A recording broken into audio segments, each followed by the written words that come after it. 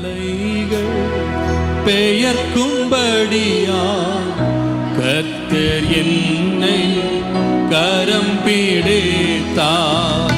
கண்மலைகள் பெயர்க்கும்படியா கர்த்தர் என்னை கரம் பிடித்தார். ஆமென்.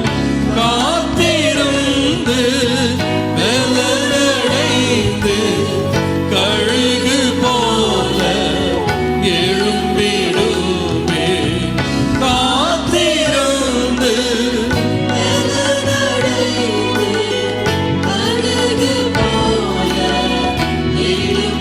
சொல்லுவோமா? கரங்களை உயர்த்தி நம்புவே இயேசுவை,